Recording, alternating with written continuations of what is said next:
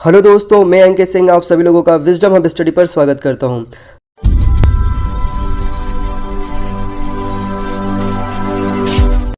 तो evaluation of the UN मतलब United Nation का इवेल्युएशन कैसे हुआ? इवेल्युएशन मतलब क्या होता है? इवोल्यूशन मतलब रिवोल्यूशन मीन सर सर जैसे अभी को सर एक न्यूबॉर्न बेबी है सर, उसको सर 10 साल बाद सर वो सर इवोल्यूट होगा वो। हाँ सर। मतलब सामान्य सी बात क्या है कि इवोल्यूएशन उस मतलब प्रक्रिया को कहा जाता है जिसमें से कोई भी मतलब प्रक्रिया हो जाए, सिस्टम हो जाए, बच्चा हो जाए, वो ग्रोथ करता है, बड़ा होता है। उसके बड़े हाँ होने की सर। प्रक्रिया को क्या कहा जाता है? इवोल्यूएशन। हाँ ठीक है, इवोल्यूएशन कहा जाता है उसको, इवेल्युएट करता है वो। मतलब इसको हिंदी में कहेंगे विकास। हाँ सर। तो यूनाइटेड नेशन का कैसे फॉर्मेशन हुआ ये साइड के टाइमलाइन में बताया गया है। ठीक है ना? तो यही सारी चीजें अब हम यहाँ पे समझेंगे कि यूनाइटेड नेशन कैसे बना। ओके, तो ये जो एक दिया गया है, the US Office of War Information created the above poster during the second world War as per the declaration by United Nation of 1942 nations not nations that were part of the allied forces and reflect the by bill granted origin of the UN। अब देखो क्या है, United Nation जो था basically एक तरीके से allied group का के विचारों से बना था। ये अलाइड ग्रुप में कौन था? अमेरिका, ब्रिटेन, फ्रांस, ये सारी कंट्रीज थी। ठीक है, अब उन्होंने बनाने का इसलिए सोचा कि जब फर्स्ट वर्ल्ड वॉर हुआ तो वहां पर लीग ऑफ नेशंस बनाया गया था, इसी टाइप का एक मिलता जुलता ग्रुप जो कि सक्सेसफुल, जो अपनी विचारों के साथ वर्ल्ड वॉर को रोकने का वो जिम्मेदारी थी उसको। लेकिन उसके बाद भी आपका सेकेंड वर्ल्ड वॉर होता है तो जरूर उसमें कुछ कमियां रही होंगी, है ना? तो इसी को लेकर के फिर से यहाँ पर एक नया ग्रुप बनाया गया, उसको खत्म करके, जिसे बोला गया है यूनाइटेड नेशन। तो ये तो हम इसको आगे देखते हैं कि the evolution of the UN में the first world war encouraged the world to invest in an international organization to deal with conflict। पहले विश्व युद्ध के बाद ऐसा विचार लाया गया कि कोई एक ऐसी संस्था होनी चाहिए जो वैश्विक रूप से इंटरनेशनल लेवल पर जो भी प्रॉब्लम्स होती हैं उनको डील करे। Many believed that such an organization would help the world to avoid war। बहुत सारे संस्था ऐसे थे जो ये बिलीव करने की कोशिश कर रहे थे कि ये जो लड़ाइयां हैं, झगड़े हैं, ये नहीं होने चाहिए विश्व में। As a result the League of Nations was born. उसके परिणाम स्वरूप एक लीग ऑफ नेशंस का फॉर्मेशन हुआ फर्स्ट वर्ल्ड वॉर के बाद। ठीक है, the League of Nations was born however despite its initial success. हालांकि इसके कुछ प्रारंभिक समय में सफलताएं रही, it could not prevent the second world War. लेकिन यह दूसरे विश्व युद्ध को रोकने में सफल नहीं हुआ। जैसा कि यहाँ पर देख रहे हैं कि हम यहाँ पर कि जो सेकेंड वर्ल्ड वॉर था 1939 से शुरू हुआ, 1945 तक चलता रहा। ये many more people died and were wounded in this war than even before. मतलब यहाँ पर उसके बाद भी जब सेकेंड वर्ल्ड वॉर चला, बहुत सारे लोगों की मृत्यु हो गई यहाँ पर, और बहुत सारे लोग ऐसे रहे जो घायल हुए। वाउंडेड होना मतलब घायल हुए वो। और ये स्थिति वर्ल्ड वॉर सेकेंड के बाद भी चलती रही लंबे समय तक, जब तक कि एक पीस ट्रीटी साइन नहीं हुआ पेरिस में। The United Nation was founded as a successor of the League of Nations.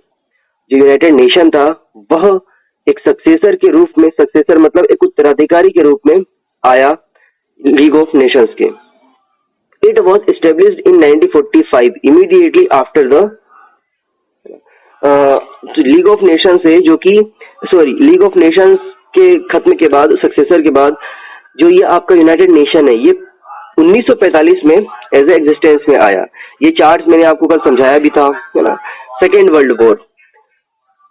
तो आप मुझे बताएंगे कि ये जो यूनाइटेड नेशन है इसका फॉर्मेशन कब किया गया था, किस तारीख को? कल बताया था मैंने आपको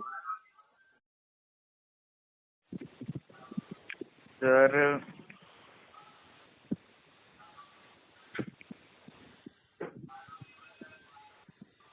बताइए।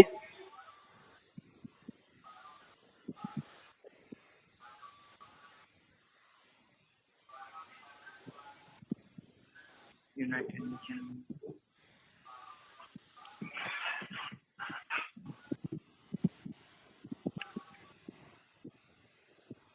अकुल, हाँ सर। कल ही बताया था ना आपको ये बात, तो हाँ सर। बताओ।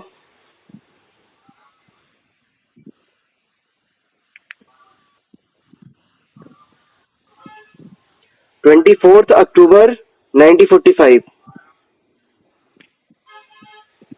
ठीक है। हाँ सर। और ये आपका जो ये ब्लॉक है ना, जो ये एवोल्यूशन ऑफ द यूएन, इसके साइड में जो लेफ्ट साइड में जो एक ब्रैकेट बना हुआ है हाँ टाइमलाइन, उसमें सबसे लास्ट सेकंड लास्ट पॉइंट है 24 अक्टूबर 1945 was the foundation day of UN. है ना, टाइमलाइन याद रखो, एग्जाम में आते हैं। चलो, the organisation was set up through the signing of the United Nations chartered by 51 states. United Nation का जो चार्टर था, चार्टर मतलब नियम जो बनाए गए थे, उसमें यहाँ पर 51 कंट्रीज ने साइन किया और इस तरीके से बनाया उसको। India is a founding member of United Nation, ऐसे British India. It try to achieve what the League would not between the two world war. इसने कोशिश किया कि जो हम पहले मतलब और दूसरे विश्व युद्ध में हम अचीव नहीं कर पाए थे, अब हम इसको अचीव करें, मतलब किसी भी प्रकार का कोई भी युद्ध ना होने दे। Got it?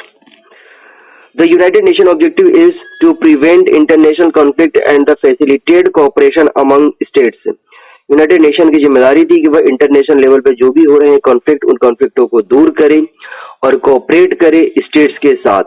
It was founded with the hope that it would act to stop the conflict between states escalating into war and if war broke out। इसकी कोशिश थी कि देशों के बीच में युद्ध ना हो, और यदि युद्ध हो भी गए हैं तो उसकी कोशिश थी कि उन युद्धों को रोका जा सके, that war will be broke out, मतलब उनको खत्म किया जा सके, ये इसकी कोशिश रही है। हालांकि ये अभी तक कह सकते हैं कि लगभग कितने 78 ईयर्स हो चुके हैं, 77 year. It would be successful because 78 year में अभी तक ऐसा कोई बड़ा मेजर युद्ध नहीं हुआ है। आपस में कॉन्फ्लिक्ट हुए हैं, जैसे इंडिया पाकिस्तान के, इंडिया चाइना के, रशिया यूक्रेन के, है ना, ये ईरान इजराइल के हुए हैं, ईरान इराक के साथ, सॉरी मिस्र के साथ, और लेबनान के साथ हमने कल ही देखा था। बट इतने मेजर वॉर नहीं हुए कि आपस में बहुत सारे देश लड़ ले। ठीक है, तो ये एक तरीके से हम कह सकते हैं कि कुछ तो हद तक तो सक्सेसफुल रहा है ये। द यूनाइटेड ने कहाँ चला गया इसमें, हाँ, to limit the extent of hostilities further more since conflict often arose from the lack of social and economical development, the United Nation was intended to bring countries together to improve the prospect of social and economic development all over the world। कोशिश किया गया है यहाँ पर कि जो भी यहाँ पर प्रॉब्लम्स है, लाइक वो इकोनॉमी को लेकर के हो या कुछ भी हो, इनको एक तरीके से दूर किया जा सके, इसने पूरी कोशिश करी यहाँ पर। बाय 2011 की बात है, the United nation had 193 members states. तो आपको ये याद रखना होगा कि 2011 के आंकड़ों के आधार पर यूनाइटेड नेशन में मेंबर देशों की संख्या 193 है। ठीक है, हाँ सर, ये आपको याद रखना है अभी, that time is the same number. The included almost all independent states, और इसमें 193 देश जो है वो सभी के सभी आजाद हैं, इंडिपेंडेंट है। In the United Nations General Assembly, all members have one vote each। United nation के जितने मेंबर्स हैं उन सभी का एक वोट काउंट होता है यहाँ पर। In the United Nation Security Council there are 5 permanent members. यहाँ पर 5 परमानेंट मेंबर हैं। These are the United States, Russia and the United Kingdom, France and the China. ये जो मेंबर्स हैं ये इनके नाम है यहाँ पर: अमेरिका, संयुक्त राज्य अमेरिका, रूस, यूनाइटेड किंगडम, यूके, इंग्लैंड, है ना, फ्रांस और चाइना, ये इसके 5 परमानेंट मेंबर है। और इन 5 परमानेंट मेंबर की इतनी पावरफुल स्थिति है कि 5 में से अगर कोई एक भी वोट ना करे किसी भी मेजर को लेकर, किसी भी इशू को लेकर के, तो पूरा का पूरा जो प्रक्रिया होती है वो कैंसिल हो जाती है, क्योंकि यहाँ पे वीटो है यहाँ पर, और 100% वीटो है, ठीक है। और यही प्रॉब्लम आता है कि इंडिया ऐसे परमानेंट मेंबर नहीं बन पा रहा है, क्योंकि चाइना वहां पर वीटो कर देता है अपना, ठीक है। The states were selected as a permanent member as they were the most powerful immediately after the Second World War and become they constituted the victors in the war। अब देखो, जैसे ही परमानेंट मेंबर्स बनाए गए तो second world war के बाद ये सारे 5 कंट्रीज जो है, मतलब 4 से फिर 5 हुए, ये सारे के सारे पावरफुल हो गए। और इसके बाद इन्होंने कभी, मतलब हमेशा से जो भी नियम और पॉलिसीज एंड रेगुलेशंस बनाए, ये फेवर के बनाए अपने, ताकि अन्य कोई देश यहाँ पर ज्यादा पावरफुल ना बन सके। वही कारण है कि इंडिया को यहाँ पर सप्रेस होना पड़ता है कई कंडीशन में आकर के। अब देखो, the United nation most visible public figure, United Nation जो है वो अभी तक का दिखने वाला एक सबसे, मतलब पब्लिक फिगर है, जगह है जहां पर लोग अपनी बात कर सकते हैं, लोग मतलब देश अपनी बात के रख सकते हैं। And the representative head, it is the secretary general, और इसका जो हेड होता है उसे कहा जाता है secretary general. And who is the present secretary general of United nation, बताइए आप मुझे। मैंने मतलब कल ही 2-3 दिन पहले ही हमने इसको देखा था, इवन फर्स्ट डे कल ही देखा था। Who is the secretary general of UN?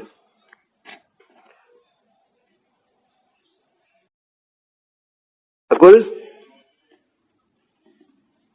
Sir present, sir current में ना सर, जो अभी हैं। हाँ अभी है, मैं आपको हिंट देता हूँ कि पुर्तगाल के हैं वो।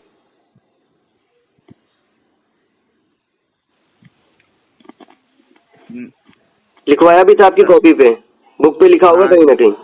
हाँ सर, मिस्टर एंटेनो गेटरेस, एंटोनियो गुटरेस, हाँ सर, ये इसके प्रेजेंट अभी करंट है सर। सेक्रेटरी जनरल है ये, हाँ ठीक। चलिए, the present secretary general is Antonio Guterres, लिखा भी हुआ है बुक में ही।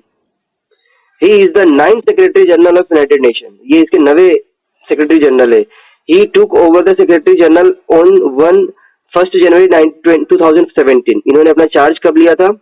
1 जनवरी 2017 को। He was the prime minister of Portugal, ये प्राइम मिनिस्टर रहे पोर्चुगीज के, पुर्तगाल के, ठीक है। 1995 to 2002 and the United Nation High Commissioner for Refugee, ये यूनाइटेड नेशन हाई कमिश्नर के रिफ्यूजी भी रह चुके हैं 2005 से 2015 के बीच में, ठीक है। The UN consist of many different structure and agencies, United nation ने बहुत सारी ऐसी मतलब कह सकते हैं कि अलग अलग टाइप के एजेंसीज बनाई है और स्ट्रक्चरिंग करी है यहाँ पर। War and peace and differences between member states are discussed in the General Assembly as well as Security Council। देखो, जो मतलब वॉर और पीस की सिचुएशन को डील करने के लिए अलग अलग संस्थाएं और अलग अलग मेंबर्स हैं, बोला है ना। War and peace and difference between the member states are discussed in the General Assembly as well as the security Council. देखो, जनरल असेंबली अलग है, मैंने कल बताया था आपको, और सिक्योरिटी काउंसिल अलग है। तो दोनों ही जगह पर जो सदस्य होते हैं वो अपनी अपनी स्थितियों को लेकर के, अपने अपने विषयों को लेकर के बात कर सकते हैं। Social and economic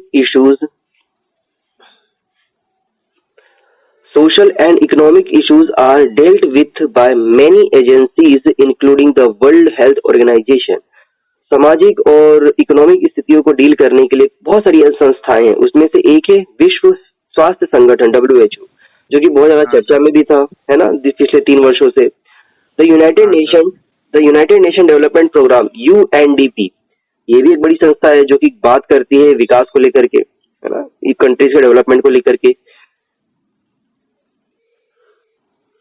the United nation human right commission है जो कि डील करती है UNHRC से, है ना। UNHRC क्या होता है? United nation human right commission, मतलब विश्व भर में जो संस्थाएं हैं, जो लोग हैं, उनके अधिकार कैसे दिए जा रहे हैं, किसका अधिकार छीना जा रहा है, जो फंडामेंटल राइट्स होते हैं जो कि यूनाइटेड नेशन ने डिक्लेयर किया हुआ है, वो जो हम आगे आकर के पॉलिटिकल मतलब पॉलिटी में देखें, मतलब अगर कॉन्स्टिट्यूशन में आता है तो देखेंगे।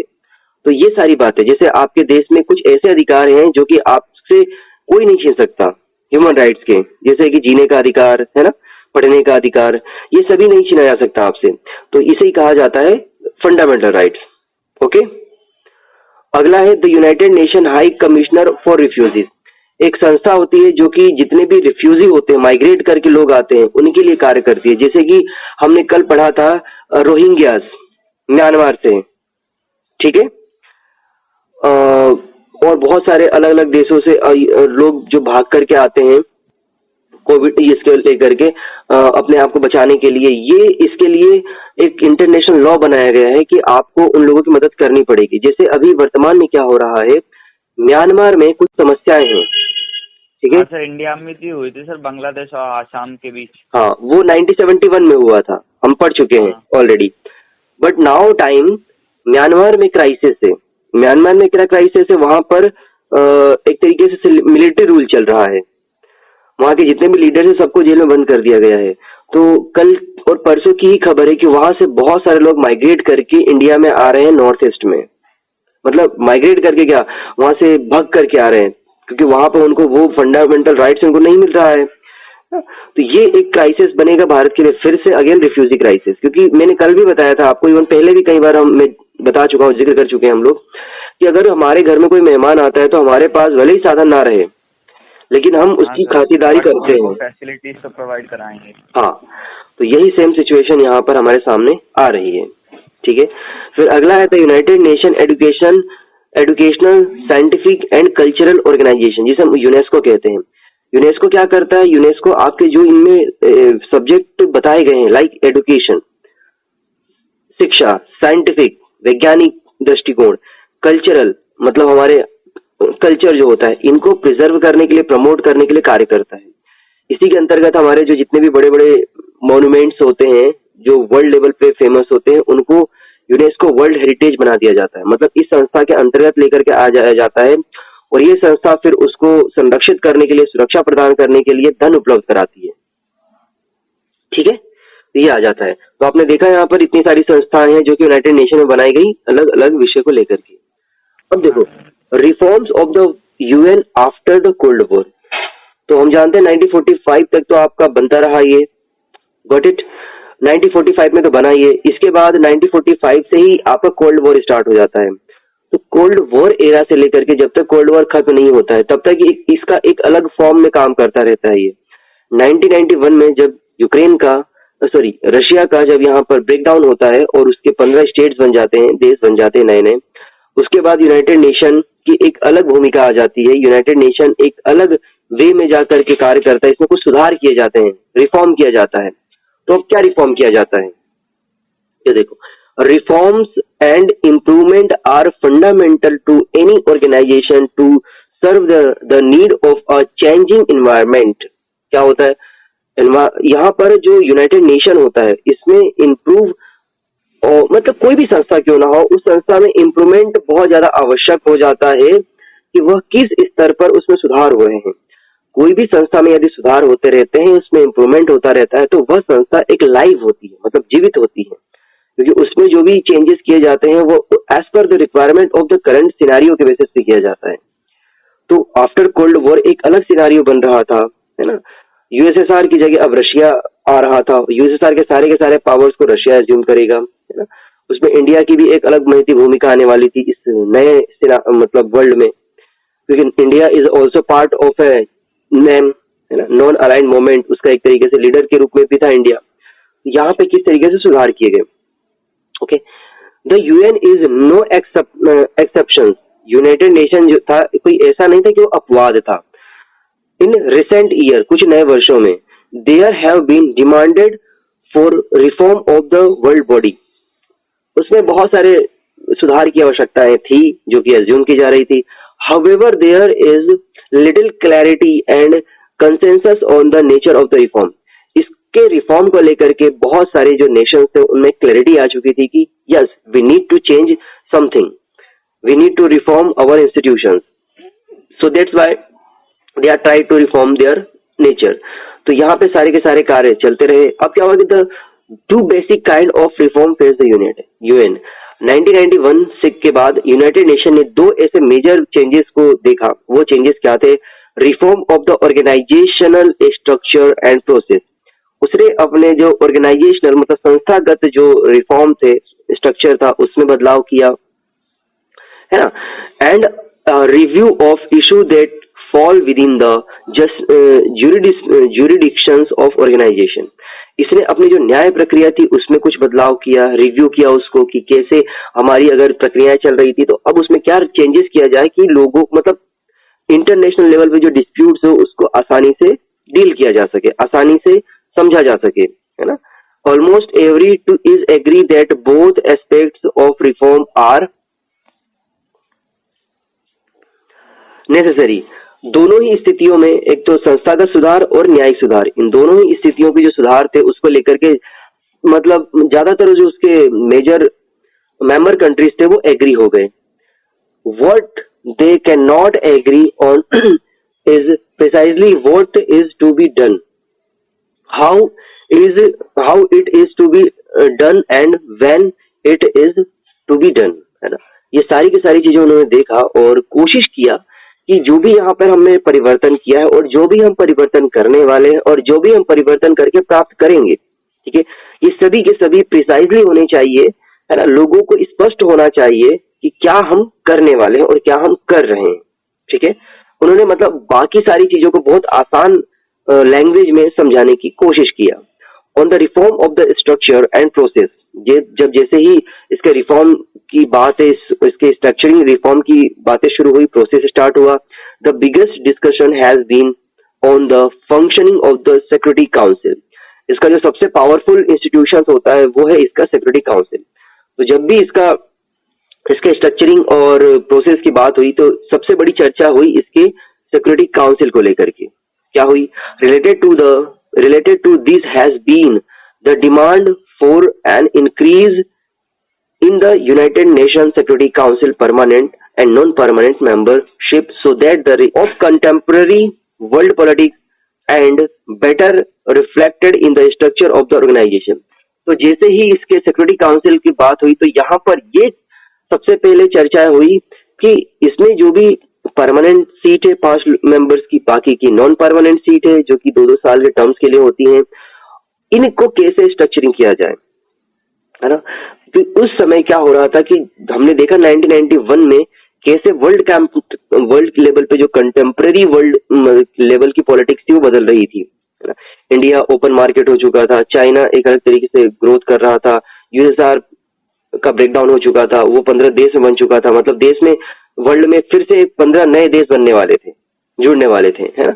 तो इन स्थितियों में कैसे एक स्ट्रक्चरिंग करके सबको बैलेंस करा जाए, मतलब पावर ऑफ बैलेंस बनाया जाए, इसको लेकर के बातें शुरू की गई थी, ठीक है. In particular there are proposal to increase membership from Asia.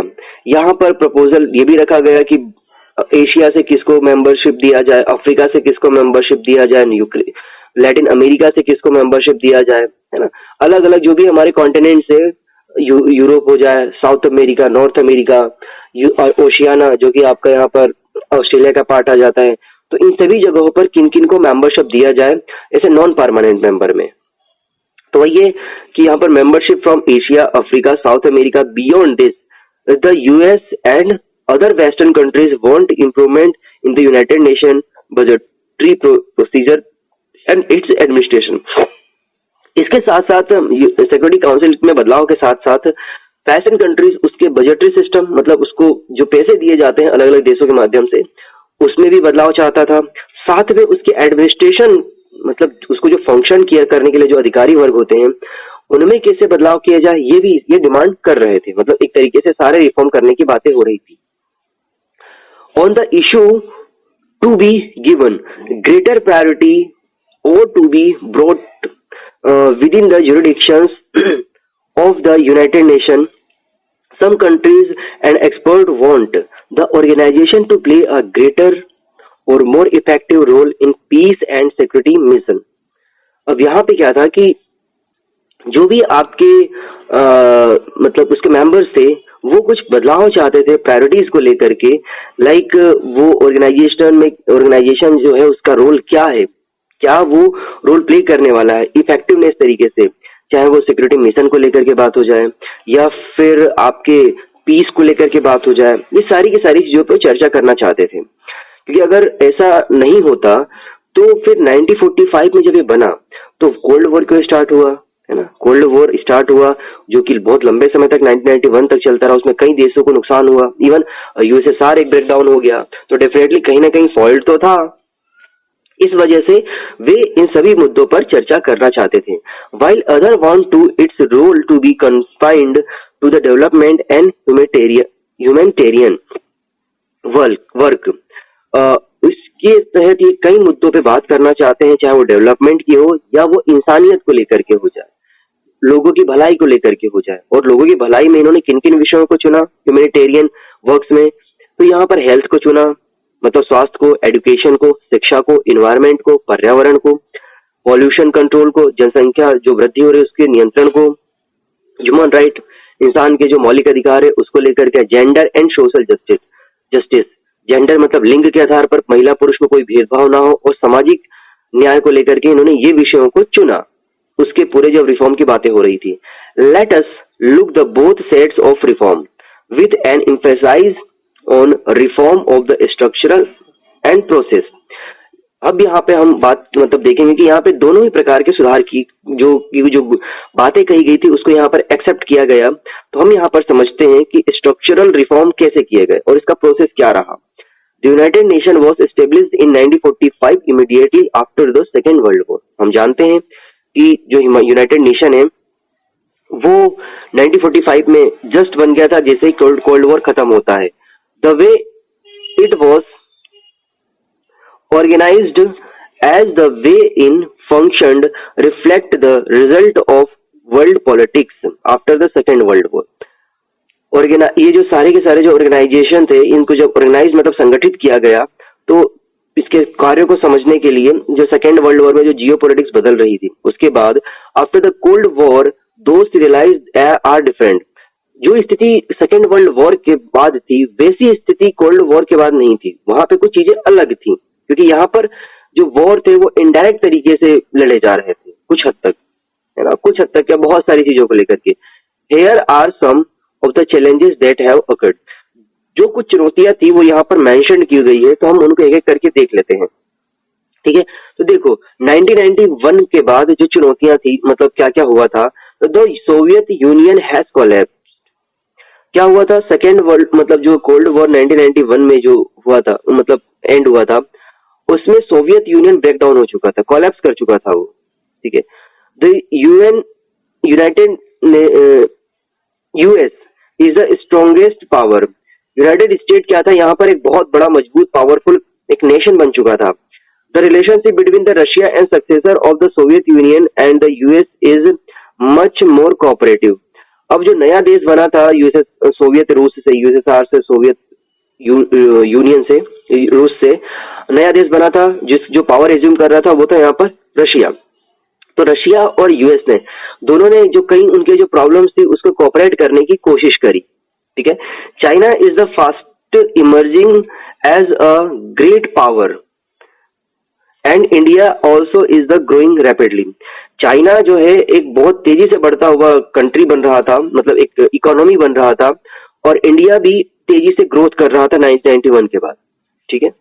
The economics of Asia are growing at an unprecedented rate. जो एशिया की जो ग्रोथ है वो बहुत तेजी से बढ़ रही थी और उसका कारण क्या था, इंडिया और चाइना का ग्रोथ करना। Even Japan, Vietnam, Singapore, Indonesia, Malaysia, ये सारी कंट्री बहुत तेजी से ग्रोथ कर रहे थे, बांग्लादेश इवन आपका श्रीलंका भी। तो ये इसका कारण था। Many new countries have joined the UN. बहुत सारी ऐसी कंट्रीज थी जिन्होंने यूएन को ज्वाइन किया as they become independent from the Soviet Union और former communist state in Eastern Europe. और ये जो कंट्रीज थी ये ज्यादातर आपके सोवियत यूनियन से ब्रेकडाउन हुए थे, जैसे हमने देखा था 1991 में 15 कंट्री ब्रेकडाउन हुए, तो वो सभी यूएन को ज्वाइन किया उन्होंने। और ईस्टर्न कंट्री के मतलब ईस्टर्न यूरोप के ऐसे बहुत सारे कंट्री थे जो कि कम्युनिस्ट विचारधारा को फॉलो करते थे, और वो सभी के सभी जुड़े हुए थे किससे? सोवियत रूस से, सोवियत यूनियन से। तो वो भी यूनाइटेड नेशन के मेंबर बनते हैं ब्रेकडाउन के बाद। A whole new set of challenges confront the world, है ना, और जो विश्व भर में बहुत सारी ऐसे चैलेंजेस थी, चुनौतियां थी जो जिससे लेकर के वर्ल्ड लेवल पे फेस किया जा रहा था, वे आपकी जेनोसाइड दैट मीन्स बहुत ही ह्यूज लेवल पे जहां पर हत्या कर दी जाती है, नरसंहार कर दिया जाता है लोगों का, ठीक है। सिविल वॉर मतलब किसी एक ही देश में जब 2-3 ग्रुप आपस में लड़ रहे होते हैं सैन्य कार्रवाई मतलब हथियार से, उसको सिविल वॉर कहा जाता है। एथनिक कॉन्फ्लिक्ट दैट मीन्स ये होता है कि जब लोग अपनी कल्चर को, अपनी पहचान को लेकर के लड़ रहे हो, वो भाषा के आधार पर हो सकता है, रहन सहन के आधार पर हो सकता है, कई चीजें आ सकती हैं, तो ये एथनिक कॉन्फ्लिक्ट होता है। फिर इसके बाद आपका टेररिज्म, जो कि हम देखते हैं बार बार मोदी जी अपने स्पीचेस में टेररिज्म की बात करते हैं, ठीक है। न्यूक्लियर प्रोलिफरेशन दैट मीन्स होता है कि यहाँ पर जो प्रॉब्लम्स है, लाइक प्रॉब्लम किस टाइप की? आपकी नॉन न्यूक्लियर चीजों को लेकर के, वो वाला। क्लाइमेट चेंज, एनवायरमेंटल डिग्रेडेशन और इपिडेमिक्स। क्लाइमेट चेंज जो हम आजकल देखते हैं, एनवायरमेंटल डिग्रेडेशन मतलब वातावरण, मतलब हमारी जो पर्यावरण में जो बदलाव हो रहा है इसको लेकर के, और एपिडेमिक मतलब होता है आपके जो कोविड जैसी जो महामारी होती नहीं, इसको कहा जाता है महामारी को एपिडेमिक या पैंडेमिक कहा जाता है। तो ये सारी चीजों को लेकर के डील करें। अच्छा, यहाँ पर आप देख रहे हो एक पिक्चर है यहाँ पर, दैट टाइम जब बान की moon United nation general secretary के मतलब जनरल सेक्रेटरी थे जब वो, तो ये बात है 2015 की। 2015 में जब 17th एनिवर्सरी मनाई गई थी इसकी यूनाइटेड नेशन की तब की, तो वहां पर आप अगर इसमें देखोगे फोटो में तो 2 लोग तो इंडिया के हैं, एक तो सचिन तेंदुलकर और कैलाश सत्यार्थी को नोबेल प्राइज दिया गया है। ये हमारे विदिशा के हैं, भोपाल में ही है, भोपाल के पास विदिशा है, वहां से। सचिन तेंदुलकर को मुझे बताने की आवश्यकता नहीं है कि कौन है ये। और बगल में जो है लेडी का मुझे नाम ध्यान नहीं आ रहा है, ये नेपाल उसकी म्यांमार की लीडर रह चुकी हैं, ठीक है। ये अभी वर्तमान में जेल में है ये। और बगल में कौन है इसका चेहरा स्पष्ट हो नहीं पा रहा है, ठीक है। तो ये है जानकारी। अच्छा, अब यहाँ पर हम बात करते हैं इन दिस सिचुएशन इन 1939। बात है 1989 की। As the cold war was ending, 1989 में जब कोल्ड वॉर खत्म होता है after breakdown of Berlin wall, the question facing the world was, जब ये खत्म होता है एक तरीके से डिक्लेरेशन होता है कि अब हम इन सब चीजों से हटेंगे और वर्ल्ड मतलब एक तरीके से कोल्ड वॉर को खत्म कर रहे हैं, तो यहाँ पर एक सवाल आता है पूरे वर्ल्ड के सामने, facing the world, is the United nation doing enough? क्या यूनाइटेड नेशन ने अपना काम पर्याप्त मात्रा में सही से किया? एक सवाल आता है यहाँ पर। Is it equipped to do what is required? क्या उसने वो सब किया जो उसे करना चाहिए था during the cold war? Okay, and how, क्या उसने किया और कैसे किया? What reforms are necessary to make it work better? क्या इसमें से कुछ बदलाव की आवश्यकता है जो इसे और भी अच्छे से करने में सक्षम बना सके? For the past decade and a half, past decade मतलब बीते हुए दशकों में, और जो अभी हमने बीता हुआ समय निकाला, ठीक है। Member states have been trying to find satisfactory and practical answer to this question. जो उसके सदस्य देश थे उन्होंने कोशिश किया कि सभी सवालों के जवाब हमें ढूंढने की आवश्यकता है जिससे हम सेटिस्फाई हो सकें और प्रैक्टिकल रूप में इसको हम समझ सकें। इन्होंने कोशिश किया। Okay, reform of structure and process. तो रिफॉर्म और स्ट्रक्चर क्या होते हैं इन और प्रोसेस या प्रक्रिया क्या होती है? While the case of reform has whispered support, जो भी वाइड स्प्रेड सपोर्ट, और जो भी हम यहाँ पर रिफॉर्म करेंगे, जो भी चेंजेस लेकर के आएंगे, वो वृहद लेवल पर लोगों का समर्थन चाहिए उसके लिए। Getting agreement on what to do is difficult.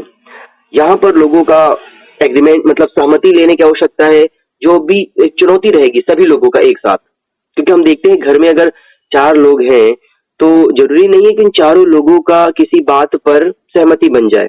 जैसे कि घर से में बोला गया है कि भैया करेले की सब्जी बनानी है, मम्मी ने बोला, अब जरूरी नहीं कि करेले की सब्जी सभी चारों लोग खाएंगे, है कि नहीं? हाँ सर। है ना? तो यहीं पर ये बात हुई कि यहाँ पर तो 193 कंट्रीज हैं, मतलब उस समय अगर हम बात करें तो जो भी 85 कंट्रीज होंगे उन सभी की अलग अलग बातें हो सकती है, तो वही सारे आगे आकर सर। हमारे सामने आएंगी। लेट अस एग्जामाइन द अलग चॉइस चाहिए होगी। एग्जैक्टली, सभी को फेवर करने के लिए कुछ ना कुछ लिबरल होना पड़ेगा यहाँ पे। तो ये बात है। Let us examine the debate over the reform of the United Nation Security council. चलिए बात करते हैं अब हम यहाँ पर उसकी यूनाइटेड नेशन सिक्योरिटी काउंसिल की रिफॉर्म को लेकर के जो डिबेट्स हो रहे थे और वो अभी तक चल रहे हैं, क्योंकि उसमें कोई रिफॉर्म किया ही नहीं गया है। इन 1992 1992 की बात है, the United nation general assembly adopted a resolution. United nation general assembly ने एक रेजोल्यूशन को एक्सेप्ट किया, अडॉप्ट किया। The resolution reflect 3 main complaints. उसमें 3 तरह की शिकायत और बातें दर्ज की गई थी। वो क्या थी? The security Council no longer represent contemporary political realities, है ना, जो रियल स्थिति है उसको लेकर के जो हमारा सिक्योरिटी काउंसिल है वो डील नहीं कर रहा है, तभी तो यहाँ पर कोल्ड वॉर हुआ है। ठीक है, its decision reflect only western values and interest and the dominant by a few power. Security council जो है वो मुख्य रूप से पश्चिम देश हैं, उनके लिए ही एक तरीके से उसके पावर को और उसके इंटरेस्ट जो उसके फायदे हैं उसको ही दिखाता है ये। और इसमें ऐसा है कि बस कुछ ही देश पावरफुल बने रहेंगे, मतलब 5 देश जो है ना permanent member, they are the only powerful country in the world. Its lack equitable representation. इसमें जो रिप्रेजेंटेशन है, प्रतिनिधित्व है अन्य देशों की बहुत कम है, जो कि ना के बराबर है। ठीक है, तो ये सारे इसमें रिफॉर्म की बातें कही गई, उसके पे विचार करने के लिए कहा गया। इन view of this growing demand for the restructuring of the United nation on 1 जनवरी 1997, इन सारी चीजों को लेकर के जनरल असेंबली ने जो बात कही और जनरल सेक्रेटरी काउंसिल के लिए जो चीजें उसने रिफॉर्म करने की बात कही, इन सभी को लेकर के पहली बार 1 जनवरी 1997 को एक बैठक की गई रिस्ट्रक्चरिंग के लिए, मतलब एक रिफॉर्म की डिमांड जो थी उसको रखा गया। The UN secretary general Kofi Annan initiated an inquiry into how the United Nation should be reform. तो 1997 में जो यूनाइटेड नेशन सिक्योरिटी काउंसिल के जो जनरल थे, मतलब सेक्रेटरी जनरल कोफी अन्नान, है ना, उन्होंने इस चीज को शुरुआत करा, इसकी इंक्वायरी के लिए कि जांच करा जाए जो डिमांड किया जा रहा है। How for instance should new security council member be chosen. उन्होंने इस सब पे बातें करी, चर्चा करी कि कैसे कैसे एक व्यक्ति को सिक्योरिटी काउंसिल में ऐसे मेंबर के रूप में चुना जा सकता है ना। In the year since then मतलब अभी तक के वर्षों में, the following are just some of the criteria that have been proposed for new permanent and non permanent member of the security council, है ना, कि कैसे कोई मेंबर जो है सिक्योरिटी काउंसिल में जो कि परमानेंट मेंबर है या नॉन परमानेंट मेंबर है, इनको हम चुनेंगे चीजों को लेकर के। A member it has been suggested should be. तो वहां पे जो मेंबर्स थे, जो भी सदस्य देश थे, उन्होंने कुछ सजेशंस दिए यहाँ पर, और वो सजेशंस क्या क्या थे?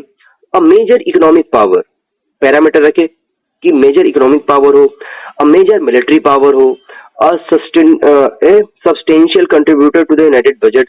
यूनाइटेड नेशन को जो बजट दिया जाता है उसमें उसकी हिस्सेदारी हो और अच्छे लेवल पे वो डोनेट करता हो।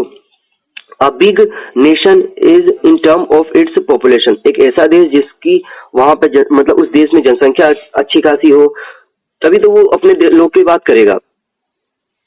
ठीक है। A nation that respect democracy and human right, देश जो कि अपने जो उसका देश है उसमें डेमोक्रेसी को स्टेब्लिश किया हो और लोगों के जो अधिकार ह्यूमन राइट्स है ना, उसको वो मेंटेन किया हुआ हो, और वो अपने देश के लोगों को ह्यूमन राइट मतलब मौलिक अधिकार जो है इंसान के वो उपलब्ध कराता हो। A country that would make the council more representative of the world diversity in term of the geography, economic system and cultural clarity, मतलब एक ऐसा देश भी इसमें उसका रिप्रेजेंटेशन होना चाहिए जिसकी मतलब ज्योग्राफी बहुत डाइवर्स हो, है ना, बहुत अलग तरीके का हो, इकोनॉमिक सिस्टम उसका बहुत अलग हो, और कल्चरल क्लैरिटी हो, मतलब उसके जो कल्चर है वो बहुत क्लियर हो। ऐसे देशों को भी यहाँ पर हम करेंगे। Each of this criteria have some validity, है ना, इन सभी क्राइटेरिया के आधार पर, इन सभी क्राइटेरिया की योग्यता और वैलिडिटी के आधार पर हम ऐसा मेंबर्स बनाएंगे, मतलब बनना चाहिए। ये इन्होंने से सजेशन दिए विश्व के कई कंट्रीज ने। Government saw advantages in some criteria and disadvantages in other depending on their interest and aspiration. अब जो संस्था थी यूनाइटेड नेशन, उसने इन सभी क्राइटेरिया को लेकर के कई हद तक अपने कुछ कह सकते हैं कि इंटरेस्ट को देखा, और किस मतलब डिसएडवांटेज और एडवांटेज दोनों पक्षों को यहाँ पर इवेल्युएट किया। Even if they had no desire to be member themself, even वो जो जिनने भी अपने सदस्य मतलब लोगों ने मतलब सदस्य देशों ने या नॉन मेंबर देशों ने जो सजेशन दिया था, उन सभी पे उनने सब चीजों को लेकर के विचार किया themself. Countries could see that the criteria were problematic, है ना, कंट्री ने जो उसके देश थे मेंबर देश थे, उन्होंने देखा कि यहाँ पे बहुत सारी चीजें ऐसी हैं जो बहुत ही प्रॉब्लमेटिक है। हाउ बिग एन इकोनॉमिक और military power did you have to qualify the security council membership. कई देश ऐसे थे यहाँ पर, मतलब उनके लिए एक सवाल था कि क्या यूनाइटेड नेशन सिक्योरिटी काउंसिल का मेंबर होने के लिए यहाँ पे मिलिट्री पावर होना आवश्यक है ना। ये एक प्रश्न सभी के मन में रहा, क्योंकि देखो सभी देशों के पास मिलिट्री पावर नहीं है। अगर कोई देश ऐसा है जो बहुत छोटा है, जिसकी जनसंख्या 3-4-5 करोड़ है जनसंख्या, वो कहाँ से पावरफुल कंट्री वो बनेगा, क्योंकि वो इतने सारे लोगों, वो छोटा सा देश है, क्या सबको वो सेना में भर्ती करवा देगा? नहीं ना। तो ऐसे कई सवाल यहाँ पर सामने थे। What level of budget contribution would able to state to buy its way into the council? अब ये भी एक सवाल था कि अगर आपने बजट की बात की कि एक इनफ बजट देना चाहिए, तो वो बजट क्या है, कितना है, कि एक व्यक्ति को सदस्य देश बनने के लिए उसको एक पैसा देना पड़ेगा और कितना देना पड़ेगा, ये इसका भी कोई जवाब नहीं था। ठीक है, was a big population and assets और a liability for a country trying to play a bigger role in the world. अब ये भी सवाल था कि क्या किसी भी देश को के रोल को बताने के लिए ये आवश्यक है कि उसके देश की जनसंख्या ज्यादा होनी चाहिए? ऐसे तो फिर बहुत सारे देश है जो अपने जनसंख्या बढ़ाना शुरू कर देंगे, है ना। ये भी एक सवाल था। If respect for democracy and human right was the criteria, क्या बस लोगों के अधिकार की बात करना और डेमोक्रेसी मेंटेन करना ही पर्याप्त है इसका सदस्य बनने के लिए? Countries with excellent record would be in line to be member. उस देश का रिकॉर्ड भी आवश्यक है क्या कि वो उसके बनने के लायक है ना? ये सारे सवाल थे। But would they be effective as a council member? क्या ये सभी के सभी क्राइटेरिया है जिसके माध्यम से एक व्यक्ति मतलब एक सदस्य देश को यहाँ पर बनाया जा सकता है, उसका एक देश को उसका सदस्य देश बनाया जा सकता है? ऐसे बहुत सारे सवाल थे। क्या पता वो देश सदस्य देश बनने के बाद उस लायक अपना बिहेव ना करे जिस लायक उसकी एक्सपेक्टेशन थी। ठीक है, चलो अब क्या है यहाँ पर, furthermore how was matter of representation to be resolve? ये सारी की सारी जो समस्याएं थी उसको कैसे रिजोल्व करने का कोशिश किया गया यहाँ पर। Did equitable representation in geographical terms mean of their should be one seat for each. Furthermore, was the member of representation, मतलब अब क्या किया गया, अब जियोग्राफिकल लोकेशन के आधार पर यहाँ पर जो मेंबर कंट्रीज है उनको रखा गया, वो कैसे? Did equitable representation in geographical terms, geography के लोकेशन के आधार पर एक रिप्रेजेंटेशन दिया गया, कैसे? देखिए अब यहाँ पे वह 2-2 साल के लिए जो मेंबरशिप दिया जाता है उसमें America, Africa, Latin America and Caribbean countries, इनको यहाँ पर एक तरीके से दिया जाता है। और इन सारी कंट्रीज का लोकेशन मैं आपको में बता चुका हूँ, है ना, पता है ना आपको? हाँ सर। है ना, Latin America, north America, south America के बीच में आ जाता है। हाँ। है ना, और इसके बाद आपको एशिया पता ही है, अफ्रीका पता है ना, कैरेबियन वही वाला लैटिन अमेरिका वाला हिस्सा आ जाता है, उसके बीच वाला जिसे हम वेस्ट इंडीज ये सब कंट्रीज होती है, जमैका ये वाली। Okay, should the representation on the other hand be by region और सब रीजन, है ना, रीजन और सब रीजन में इसको क्लासिफाइड कर दिया गया कंटिनेंट में. Why should the issue of equitable representation be decided by geography. अब यहाँ पे सवाल ये था कि क्यों हम ज्योग्राफी के आधार पर रिप्रेजेंटेशन को डिसाइड कर रहे हैं. Why not be levels of the economic development. Economic development के आधार पर क्यों नहीं कर रहे हैं. व्हाई नॉट, क्यों नहीं. In other words give more seats to member of developing world. जो कोई मतलब डेवलपिंग कंट्रीज है उनको हम क्यों नहीं सीट दे देना चाहता. ये सारी बातें भी थी. Okay, even here there are difficulties. These developing world consist of countries at many different level of development. अब हमने इसलिए ऐसा ये नहीं किया क्योंकि देखो the developing world consist of the countries at many different level of development. जो कंट्रीज हैं जो डेवलप कर रही हैं उनके डेवलपमेंट करने के कई कारण हो सकते हैं और कई कारण नहीं भी हो सकते ना डेवलपमेंट करने के. उनके अलग अलग क्राइटेरिया हो सकती है, तो इसलिए उसको एक पैरामीटर नहीं लिया गया. What about the culture. Culture क्या था, कल्चर के बारे में क्यों नहीं. तो हर एक कंट्री का अलग अलग कल्चर है, सिविलाइजेशन है. शुड डिफरेंट कल्चर और civilization be given representation in a more balanced way. क्या ये जो हम कल्चर और सिविलाइजेशन की बात कर रहे हैं ये एक बैलेंस्ड वे दे सकता है, तरीका दे सकता है. How does one divided the world by civilisation और cultural given that nation have so many cultural stream within their border. अब ये ऐसा इसलिए नहीं किया गया कल्चर को लेकर के और सिविलाइजेशन को लेकर के कि यहाँ पर हर देश में की तो अलग अलग कल्चर है. यहाँ पर बहुत सारे देशों का कल्चर बदल जाता है. अब कल्चर के आधार पे करोगे तो पता ना कितने देश बढ़ जाएंगे यहाँ पर. लाइक इंडिया की अगर हम बात करते हैं, हमारे देश में कितने कल्चर हैं, कितनी सारी डाइवर्सिटी है ना. तो उस डाइवर्सिटी की अगर हम बात करेंगे तो यहाँ पे तो देश बहुत सारे देश बन जाएंगे. उसी के आधार पर तो 552 रियासतें थी भारत में. हाँ सर, और ऊपर से जो माइग्रेट करके आते हैं सर वो उनका भी अलग हो जाएगा फिर. एग्जैक्टली तो इसीलिए तो पॉसिबल नहीं था. फिर आगे क्या है, a related issue was to change the nature of the membership all together. तो इन सभी चीजों को लेकर के, इन नेचर को लेकर के उन्होंने बात किया और मेंबरशिप देने की बातें हुई यहाँ पर. Some instead of instance that the veto power of the 5 permanent member be abolished. ये भी बात की गई कि जो हमारे वीटो पावर से 5 देशों के उसको खत्म कर दिया जाए. Many perceived the veto to be in the conflict with the concept of the democracy and the sovereign equality in the United Nations, and though that the veto was no longer right or relevant. उन्होंने कोशिश ये की बताया कि जो veto power जो दी जा रही है उसका कोई सेंस नहीं है, irrelevant है वो डेमोक्रेटिक कंट्री में. तो क्योंकि वो वीटो के माध्यम से अगर रोक देता है किसी भी पावर मतलब बात को तो वो तो गलत है इस तरीके से.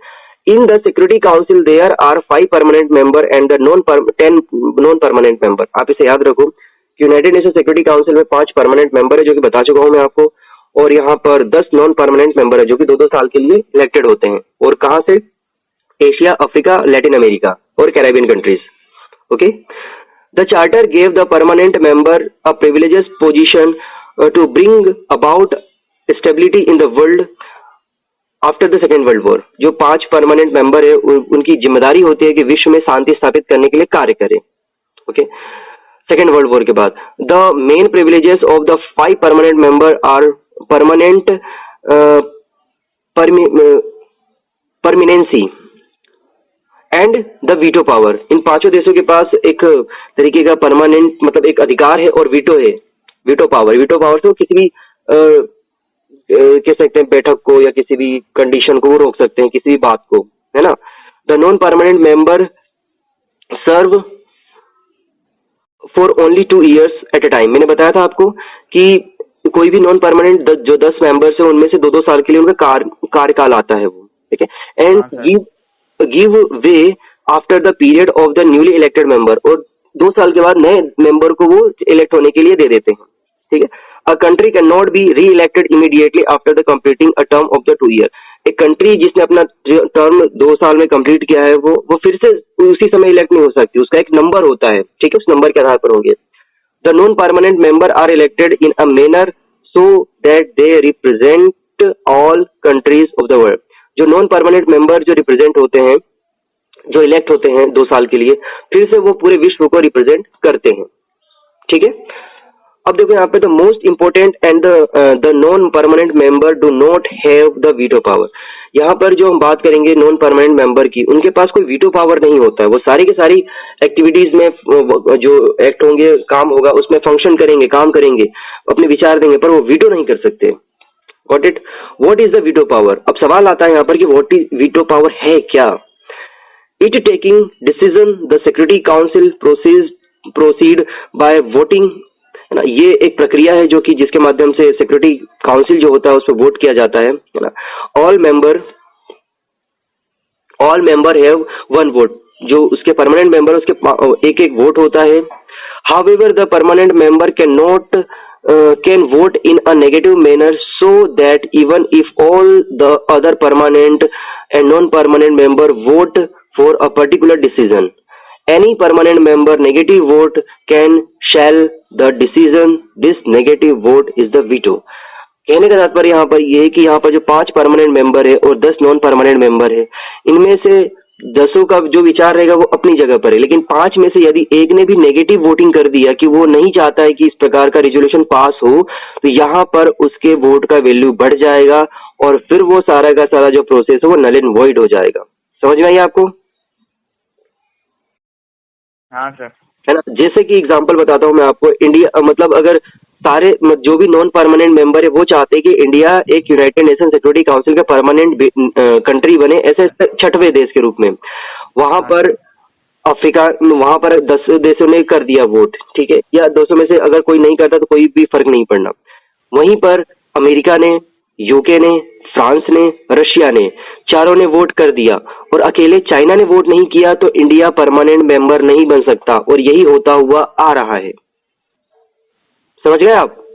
हाँ सर। तो ये है, while there has been a move to abolish the modify the veto system। अब सवाल आता है कि क्या हम इस सिस्टम को खत्म कर सकते हैं, इस तरीके का जो हमने रिजोल्यूशन किया है कि एक भी देश नहीं करेगा तो कैंसिल हो जाएगा। तो देखो, there is also a realization that the permanent member are unlikely to agree to such a reform। अब बात यहाँ पर ये है कि ऐसे रिफॉर्म करने के लिए भी परमानेंट लोग, मतलब वहां पे लोग जो हैं 5 मेंबर, उनका होना आवश्यक है, और ये हो नहीं पा रहा है क्योंकि उसके रिफॉर्म करने के लिए भी वीटो लाना, मतलब वीटो होता है, तो चाइना वहां पे वीटो कर देता है कि इसमें रिफॉर्म नहीं होगा, ठीक है। ऑल्सो द वर्ल्ड में not be ready for such a radical step even though the cold war is over.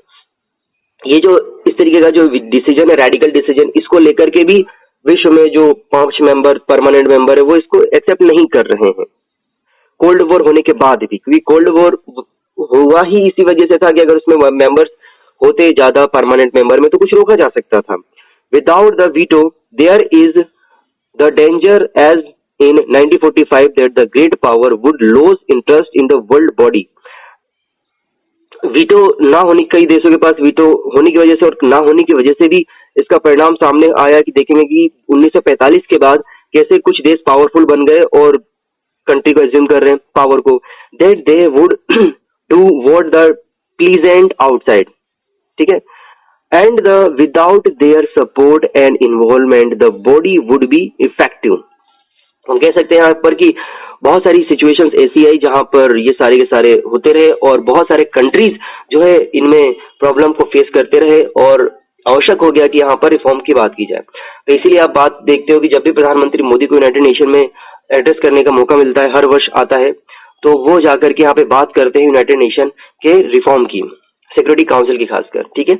अब अगर हम बात करें यहाँ पर use of veto power by permanent member up to June 2080, 1 June 2018 तक वीटो पावर का सबसे ज्यादा बार किस किस ने इस्तेमाल किया है, तो यहाँ पे देखेंगे आप, रशिया या यूएसएसआर ने 135 बार किया है, यूएसए ने 84 बार किया है, यूके ने 32 टाइम्स किया है, फ्रांस ने 18 टाइम्स और चाइना ने 11 टाइम्स अपने वीटो का उपयोग किया है, ठीक है।